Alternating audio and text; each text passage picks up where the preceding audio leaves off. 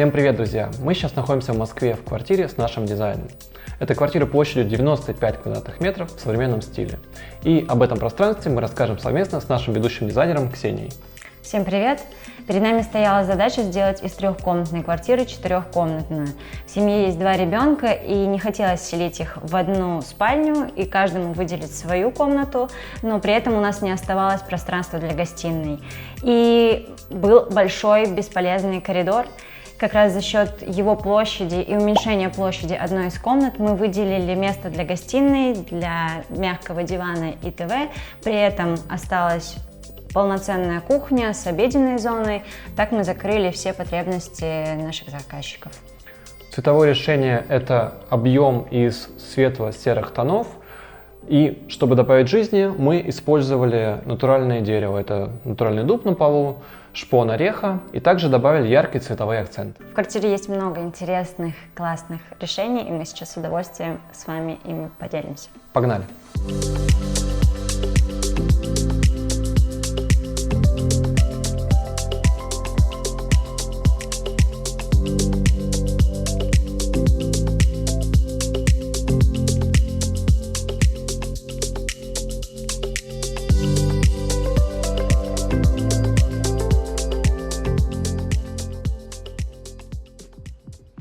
Давайте начнем с гостиной, и, пожалуй, самый интересный элемент этой комнаты – стена за диваном. Мы использовали гипсовую 3D-панель, она плавно перетекает в плоскость стены. Мы подсветили это все закарнизной подсветкой, получился интересный элемент волны.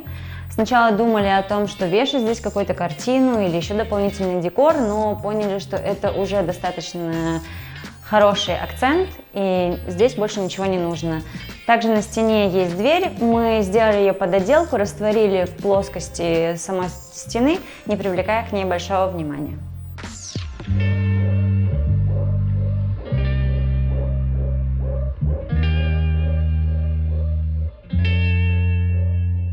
Напротив ТВ-зоны у нас находится очень мягкий бескаркасный диван, он прямо, вот я сажусь на него, растворяюсь. Здесь немножко рисует ткань, мне, конечно, это немножко раздражает, но мы брали именно самую вандалостойкую ткань, и заказчики, которые уже живут в этой квартире, только что нам рассказывали, что недавно на него проливалось вино, все очистилось, никаких следов не осталось.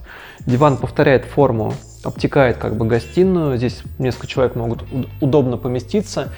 И, конечно, вот наполнение мне очень нравится, он прямо, обнимает меня. Мы делали его в Питере у наших проверенных поставщиков, поэтому я был спокоен, что все будет очень классно, качественно и удобно. Зону за телевизором мы выделили за счет еще одного архитектурного объема. Это как будто бы большой чистый лист, на который мы повесили телевизор, подсветили его по периметру, и вечером за счет подсветки получается очень красивый такой эффект. Обратите внимание, под телевизором деревянная тумба, она парит в воздухе, она крепится к стене. Это и визуально более воздушно смотрится, и более практично, когда, если у вас есть робот-пылесос, он может как раз под ней проехать и все убрать. Все пространство кухни-гостиной у нас построено на архитектурных приемах. Как Ксения рассказывала раньше, это волна за мягкой зоной, это объем за телевизором. И также эти идеи продолжаются у нас в объеме постирочный. Это, по сути, куб, шпанированный орехом. Здесь также скрыта дверь, она также шпанированная, и ничто здесь не выделяет, нет никаких лишних элементов. И вот за счет этой игры фактур, текстур, объемов мы получаем интересный и визуально очень дорогой интерьер. То есть он не смотрится чем-то таким, знаете, офисным, он смотрится как интересная архитектурная форма. Вот именно такого визуального эффекта мы хотели добиться, и я считаю, что у нас очень круто получилось. Интерьер очень минималистичный, и, конечно же, здесь есть теневые примыкания. Здесь нет лишних деталей, нет плинтуса, который торчит и раздражает глаз. Все двери интегрированы в стены, в их покрытие. Снизу у нас идет теневое примыкание к паркету, сверху идет теневое примыкание к потолку. И все вместе это как раз еще больше, еще чище делает все эти объемы. Мне вот такое решение, конечно, очень нравится, и визуально это смотрится, еще раз повторюсь, очень дорого. У натуральных материалов есть одно свойство, которое нужно знать. Мы только что обсуждали это с заказчиком. Натуральный шпон, натуральное дерево, оно живое, и под влиянием ультрафиолета дерево начинает краснеть, поэтому, например, шпон на кухне и шпон на этой стене стали различаться по цвету. Там, где у нас активное солнце, где оно попадает на шпон, он начинает краснеть. И не надо этого пугаться, это не брак, это наоборот показывает, что у вас натуральное, живое, экологичное дерево. Ксюша, скажи, пожалуйста, про освещение в гостиной. Что у нас здесь такое за треки? Мы использовали встроенные треки. У нас 2 трека. Один перетекает из гостиной в кухню, один из прихожей попадает в гостиную. Здесь чистые линии, никаких дополнительных уголочков, накладочек, минимализм. Все красиво, четко и лаконично. Это же магнитные, да, у нас светильники? Да, магнитные светильники, магнитный трек. То есть мы можем при необходимости достать какой-то светильник, переставить его, если нам нужно, либо, если поняли, что слишком темно, добавить еще светильников, либо наоборот убрать и переставить в другое место. И я хочу сказать, на самом деле это лайфхак. Когда вам непонятно, сколько нужно света, вы просто устанавливаете трек, покупаете несколько светильников, буквально там несколько, смоете светло вам или темно. Если темно, просто докупаете еще и устанавливаете их. Там, это устанавливается одним движением. Просто гениально. И так вы никогда не купите ничего лишнего. Пространство гостиной перетекает в пространство кухни. Объем из ореха мы отделили светлыми эмалевыми фасадами пеналов. Они же продолжаются по нижним фасадам, а верхние модули соединяются с пространством гостиной за счет текстуры дерева. На фартуке кухни, как и на полу, используется керамогранит. Это фирма Эталон. У нас здесь формата 80 на 80 сантиметров. Столешница из искусственного камня с подклеенной снизу мойкой. В качестве цветового акцента мы использовали черный цвет. Он используется как в технике, в оборудовании, так и в электрической фурнитуре. Я считаю, что это очень хорошо смотрится в теплой цветовой гамме, в бежевых тонах, стильно и лаконично. Давайте быстро пробегусь по функционалу кухни. Сверху у нас 2 холодильные камеры и снизу у нас 2 морозильные камеры. Здесь карго выдвигающийся, сверху есть глухарь, но он не может открыться, потому что у нас кондиционер. Дальше очень аккуратный такой небольшой винный шкаф. В принципе, тут помещается порядка там 20 бутылок. Я думаю, что для неплохой коллекции это вполне себе достаточно. Вот эту историю я открыл для себя совсем недавно. Это очень удобная вещь для, во-первых, для удлинения рабочей поверхности. То есть она вот так быстро раскладывается, удлиняет поверхность. На нее можно ставить все что угодно, на нее можно ставить даже раскаленные предметы, то есть вы не испортите, как многие боятся, вашу рабочую поверхность. Также здесь можно мыть овощи, то есть можно использовать специальную, знаете, такая вставляется такая мисочка перфорированная для фруктов и овощей. Здесь она не нужна, вот кладете, моете, все стекает, это супер удобно, я для себя открыл просто идеально. Также можно это все, весь мусор потом запихнуть в измельчитель. Любые вообще предметы, кости, картошку, все что угодно, все измельчается и уходит. Дальше у нас идет посудомойка, варочная поверхность, и в конце мы закончили кухню таким же объемом, как и слева. Это духовой шкаф и микроволновка.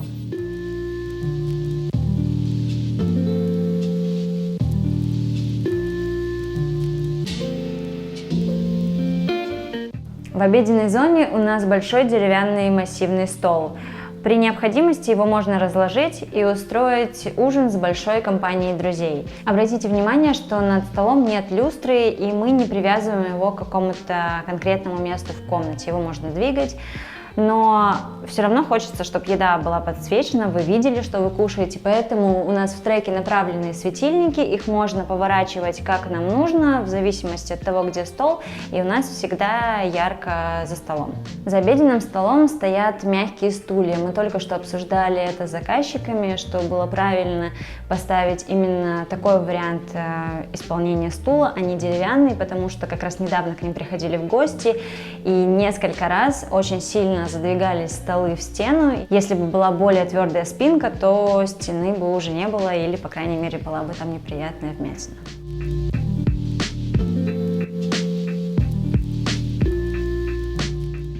В гостиную мы попадаем из коридора, который также является прихожей. И здесь я бы хотела рассказать про этот элемент. У нас здесь подвесная тумба, которая удобно используется при одевании, Под ней можно прятать обувь. Когда вы приходите, ее не обязательно убирать, и она не видна, не валяется где-то в зоне видимости. Также на рейках у нас много крючков для одежды. Есть крючок для сумки, очень удобный, специальный, прямо под рукой. Здесь у нас панель, которая открывается, и в ней спрятаны все щиты. Современный минималистичный интерьер строится на деталях и нюансах. И об одном из них хочется подробно рассказать. Это подсветка за зеркалом. Моя боль и то, что бесит больше всего. Очень часто подсветку за зеркалом делают профиль, направленный вдоль стены. Из-за этого, когда мы идем, мы видим слепящую линию света. А правильно нужно подсветку направлять в стену, тогда у нас красивый рассеянный свет, и мы, заходя в помещение с этой стороны или с этой, не видим линию профиля. Пространство прихожей построено на вертикалях. Это вертикаль шкафа, вертикаль зеркала. Обратите внимание, от пола до потолка с теневым примыканием и там, и там. Эта вертикаль, вот здесь она решена в таком вот сером бетонном цвете, и также дерево. Так вот, когда шла реализация, заказчик мне звонил со стройкой, говорит: Саш, может быть, откажемся вот от верхней этой истории, не будем ее делать, сделаем какой-то другой портал, упростим, и это избавит нас от лишних трат, не нужно заморачиваться с распилом вот этого крупного формата. Но в итоге мы настояли на решении, которое было изначально в проекте, и заказчик сказал, что мы там напряглись, сделали, и в итоге благодарны, потому что получилось именно так, как надо, и смотрится совершенно по-другому. Кроме эстетической задачи, вот этих наших красивых архитектурных вертикалей, конечно же, здесь есть и практическое применение. Вот этот угол, если бы он не был облицован в керамогранит, я уверен, что уже после первого месяца жизни в этой квартире он был бы уже весь ободран. Вот любой заходящий сюда человек ненарочно, случайно, совершенно случайно задевает, царапает стену. Это просто я видел сотни раз. Это совершенно классическое решение, поэтому, если есть возможность облицевать угол, обязательно делайте наличники. То же самое и внизу. Когда кто-то входит, наступает, здесь постоянно были бы там черные грязные следы, особенно зимой. И вот то, что он облицован снизу и сбоку, это избавляет нас от этих проблем. Поэтому, друзья, всегда доводите до конца решения из вашего проекта. Не бросайте их на полпути. Если нарисовано вот так, значит надо делать вот так и никак по-другому. Потом вы это уже увидите, когда объект будет закончен, когда он будет уже сверстан, он будет смотреться совершенно по-другому, чем если бы вы что-то нарушили и разрушили бы всю концепцию. Пара слов про оформление шкафа.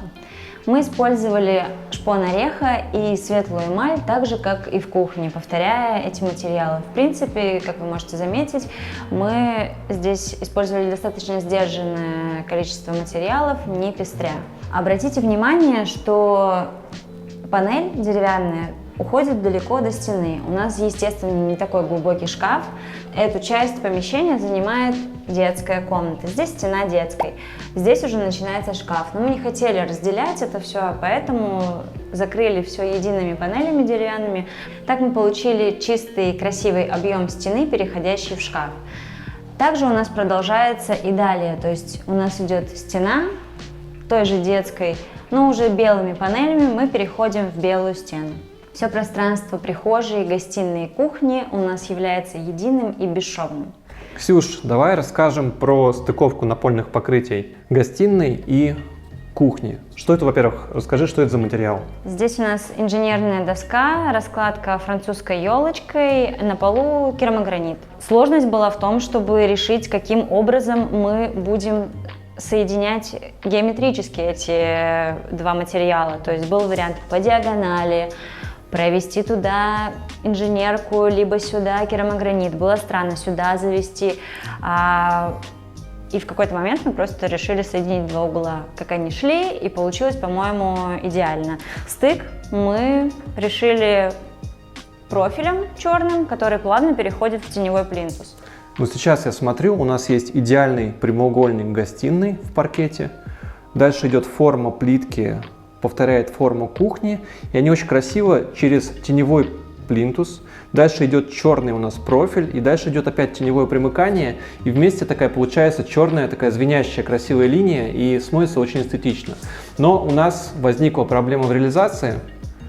Тут мне позвонили со стройки. Мы не указали в проекте конкретно, где нужно начинать вот этот профиль.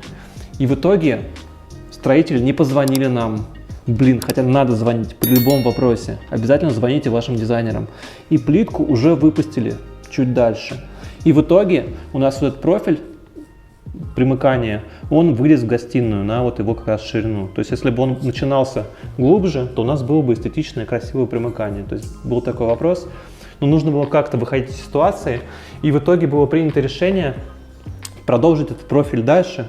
Он как бы утонул у нас вот в этом теневом примыкании, и в принципе сейчас он смотрится неплохо.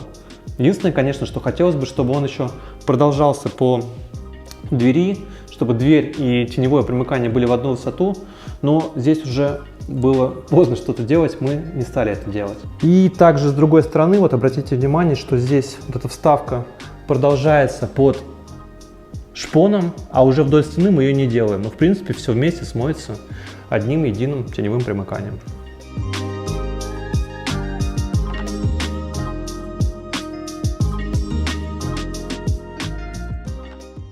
Сейчас мы находимся в комнате старшего сына, ему 12 лет, это уже больше подростковая комната. Главное, о чем здесь хочется поговорить, это зонирование.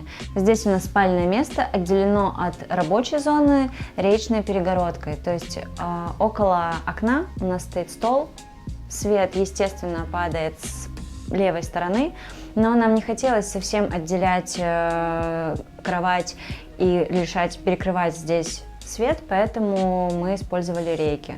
В изголовье деревянные панели, повторяющие шпон из кухни, гостиной.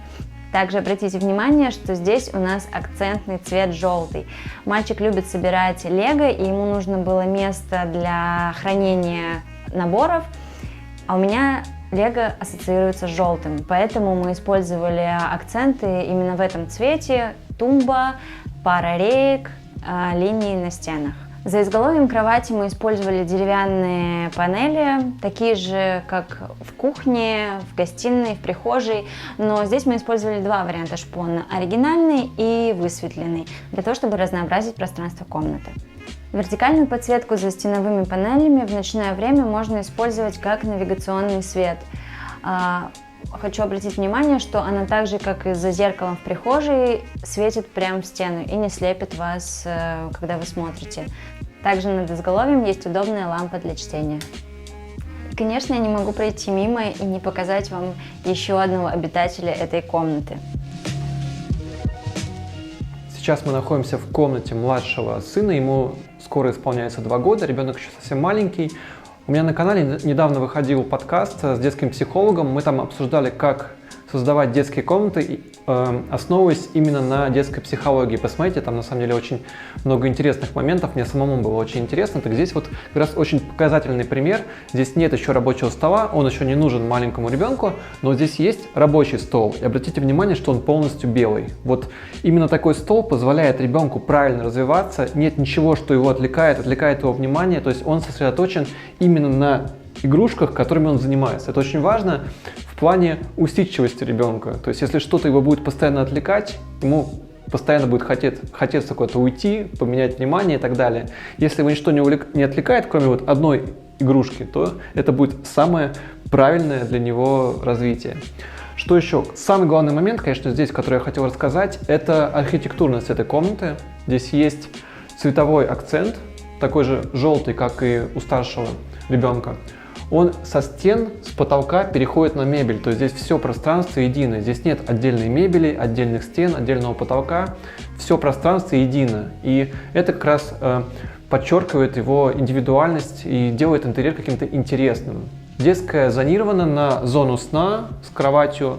Здесь вся мягкая мебель делалась в Питере по нашим эскизам, и получилось, я считаю, очень круто. Так вот, низкая кровать с такой вот удобной боковушкой, здесь прямо ребенку супер уютно получается, то есть он как будто отгораживается от всего пространства квартиры. И зона игр. Здесь огромный шкаф, все скрыто, все правильно с психологической точки зрения. Ребенку интересно что-то находить, доставать, исследовать этот мир, развиваться. Здесь огромный пол, пространство для игр, где можно играть вот в любые конструкторы, игрушки и так далее, все, что любят наши дети.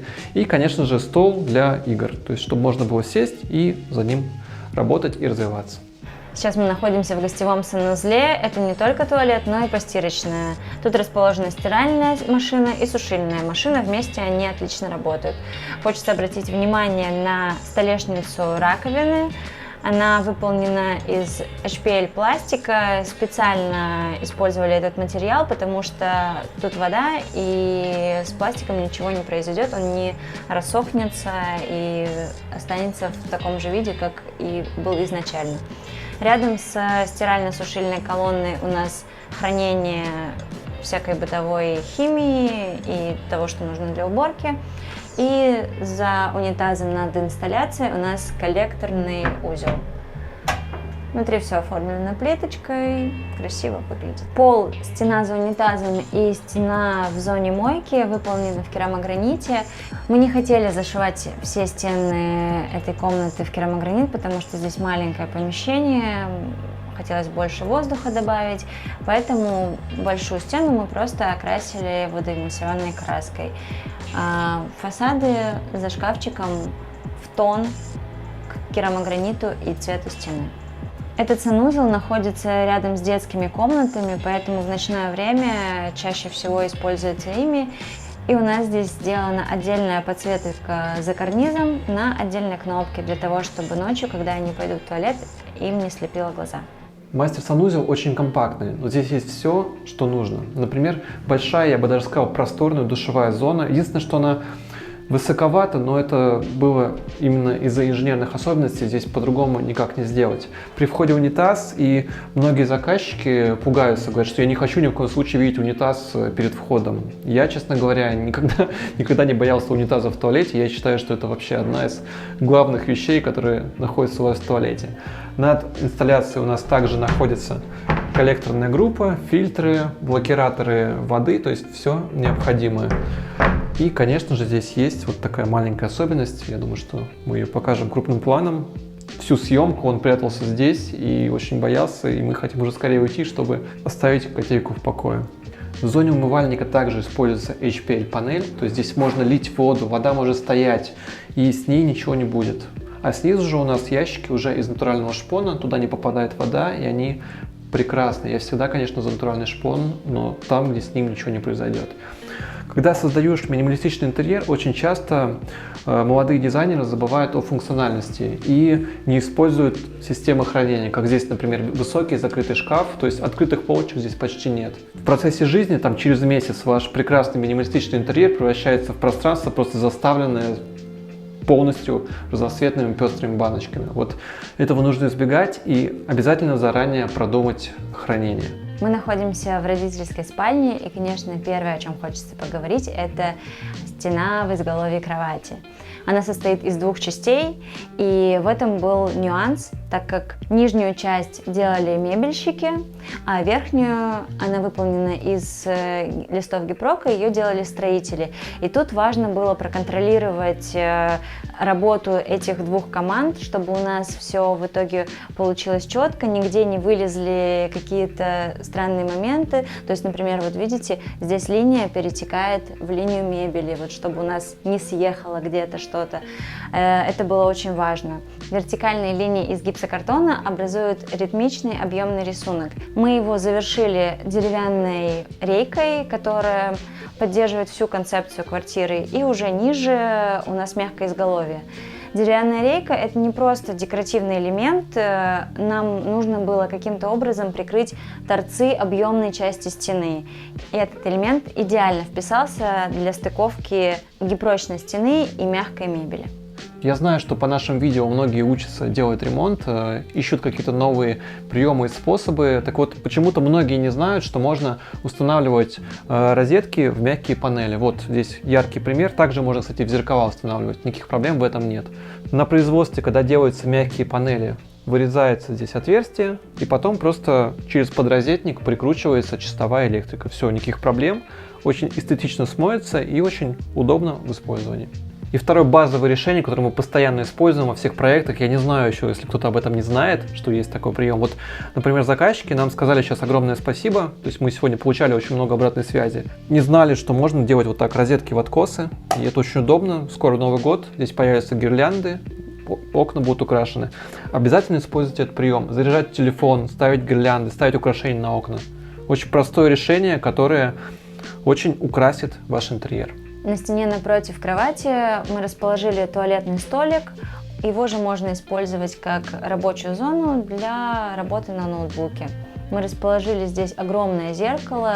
Днем здесь красиво отражается свет, и такие размеры зеркала визуально увеличивают пространство комнаты. Можете обратить внимание, у нас тут розетки на зеркале, и на зеркале их тоже можно размещать. Никаких проблем. Я не очень люблю платяные шкафы-купе, мне больше нравятся распашные шкафы, но не всегда их можно использовать в спальне. Например, если у нас узкий проход между шкафом и кроватью, и у нас есть тумбочка, то распашной шкаф здесь просто бы не открылся. В таком случае приходится использовать шкаф-купе.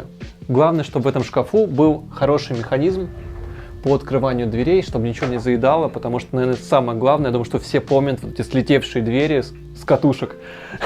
Вот, поэтому используйте хороший механизм, и, в принципе, купе, тоже сносная, хорошая вещь. Огромное спасибо за внимание. Обязательно напишите в комментариях, что вам понравилось или не понравилось в этой квартире.